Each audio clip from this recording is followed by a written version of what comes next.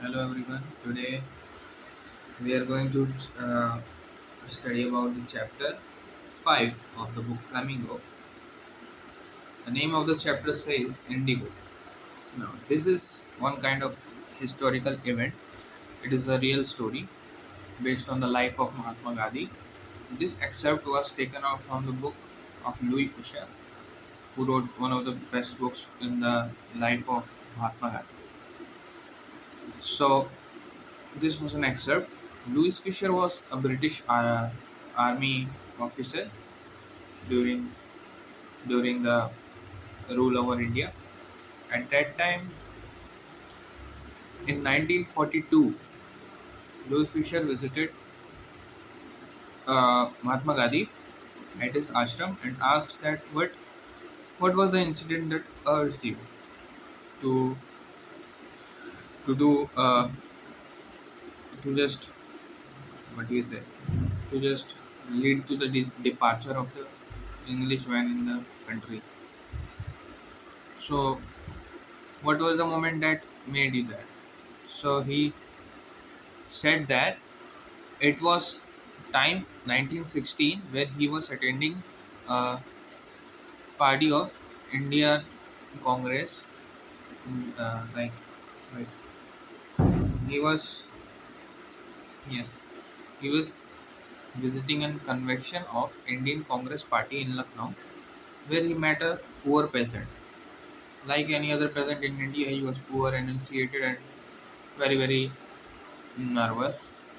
He just went to Gandhi. He asked him, "I am Rajkumar Shukla," and he was from Champaran. He never heard about that place, Champaran. It was a rural area in state of Bihar. So he was he was not very interested in coming with him, but he was too determined. Rajkumar Shukla was too determined to follow Mahatma Gandhi everywhere where he go. He went with him. He just never left the side of him.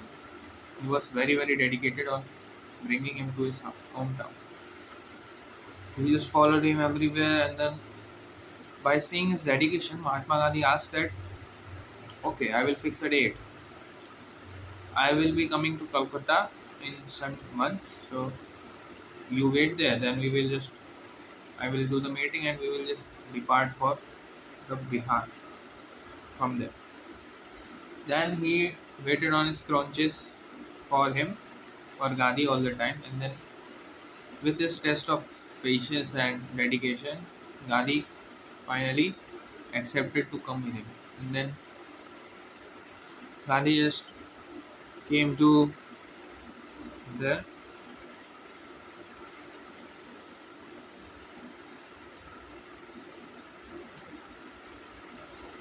yeah. So I was there, and then they both just boarded on the train and went to city of Patna in Bihar. When they had reached there, the Rajkumar Shukla led Mahatma Gandhi to the house of a lawyer.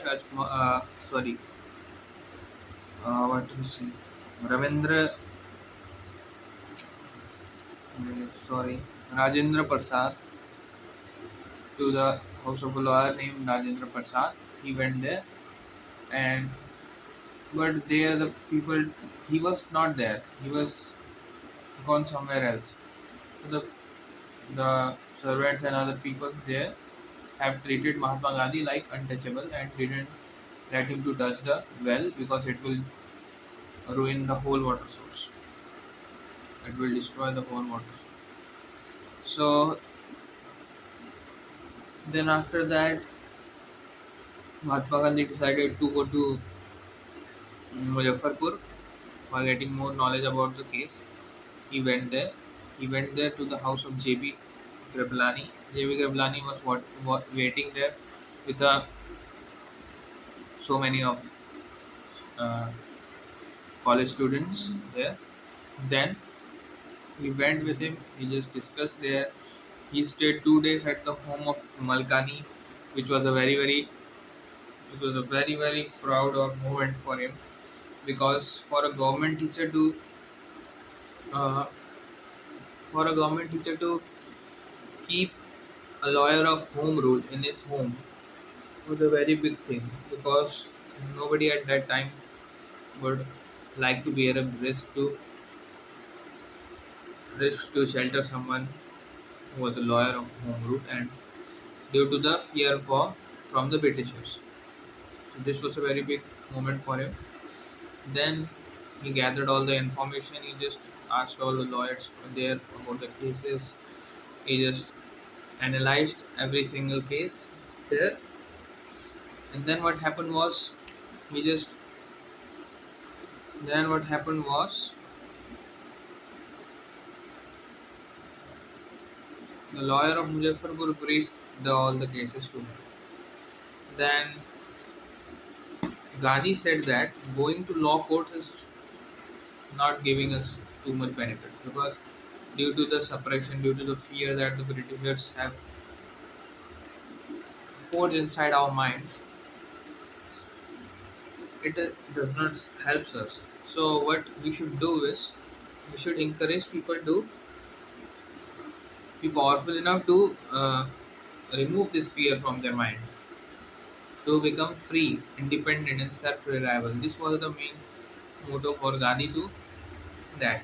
Then the what was the case? Now let's study what was Indigo for.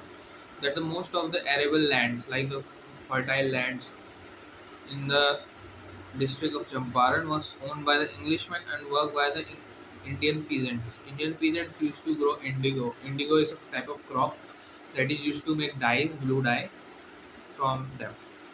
It was sold very expensive, so it was a very nice cash crop that could give a very nice profit to the Englishmen. So they used to lend their lands to the Indian farmers or peasants to farm the indigo, and they just offer them 10% of the indigo that they farm. So the this was the thing. Then, but when Germany had introduced that we can make artificial indigos, which was even cheaper and take very less time to produce, the indigo farming was very inconvenient or unconventional then. So they just started stopping that. This this made the Indian farmers lose their jobs as this was the primary source of their income. And other thing is they were asking for a high amount of fee from them.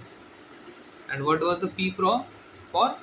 The fee was for not working in their field and letting them go free to not work. That was the fee for. What a idiotic fee.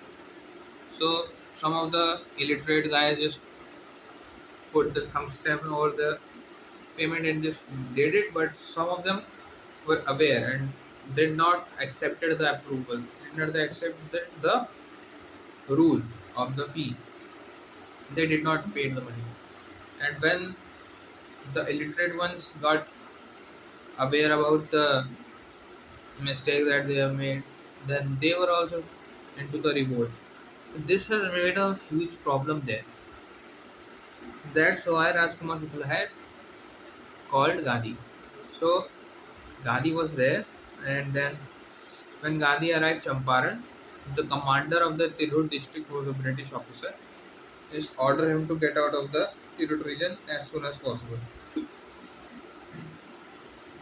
Instead of obeying the order, he just went to the Motihari, which was the capital of Champaran. Then he went there. He went there to see the real image of the farmers there. So he went there. He analyzed the condition. He analyzed the problems. But then, when the police officials and commanders just came to pick him up and just get him out of this region, he just wrote a letter and to disobey the order. This had made him lose several nights, but still he had he had a very good support from the lawyers. He just called every lawyer and just they were sitting there. They were sitting there, all the lawyers from the Bihar, and Mahatma Gandhi was discussing about the things. He was saying that I was even ready to go to jail if it is for these parents. So they all were motivated kind of because even though this person is not from Bihar, but he's willing to sacrifice his life like he's willing to go to jail even for the peasants, then we should also be some so enthusiastic that we should also be able to serve something for our people. This was what the Gandhi was willing to do. But then a huge mob, like the farmers and peasants from all over the Tirut area, came to the Motihari to support Mahatma Gandhi. This crowd and this mob was so humongous that the British officer couldn't even control these.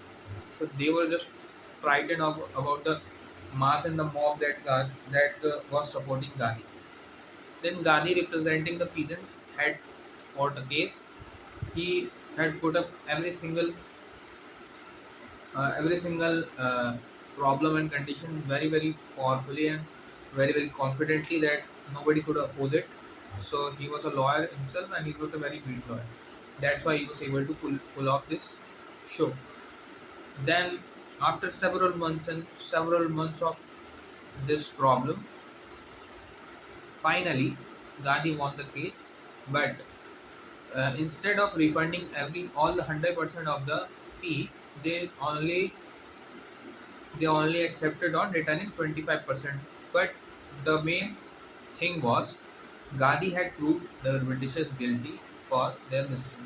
This was the main point that Gandhi sorry that Gandhi wanted to achieve from this incident. He also showed that the self-reliance, the self-reliability, the independence, and the courage to fight for our rights, and fight against our exploitation was the one thing that inspired Gandhi to fight this case. After that, what happened? After that, Gandhi was praised like Mahatma in there. This was the time when this was the incident that had shaped the Gandhi's life to move towards the revolution to make a free independent India. So this was it, and that's after that he saw the poor condition and poor management of the people living in the Champaran district.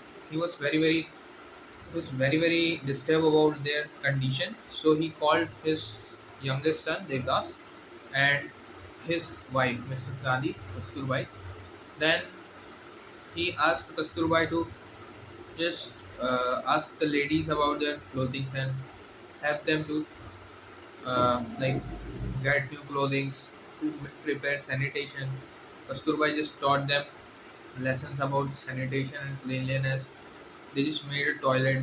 They just brought some medicine supplies like ointments and oils and doctors that treat the patient with malaria, diarrhea, as well as other diseases. These were all things that Gandhi initiated there to improve their lifestyle.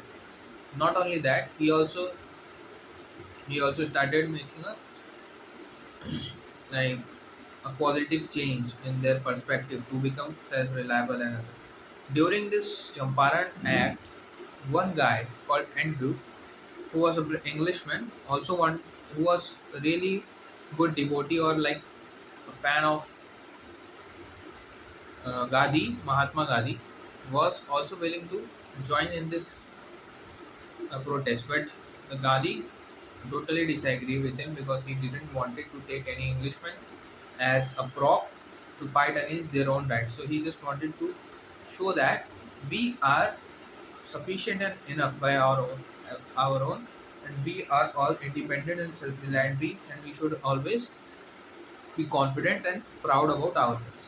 So this was the lesson that Gandhi wanted to give, to make us self-reliant, to make a independent and make a united nation that makes us that strengthens our strength and helps us to fight for our rights and to just like to just end the British rule in here. So this was about the story Indigo. So I hope you all understand it, and it was a historic event story. So there's so much things to remember, but it was fine. So I will meet you in the next chapter. Till then, keep learning. Bye bye.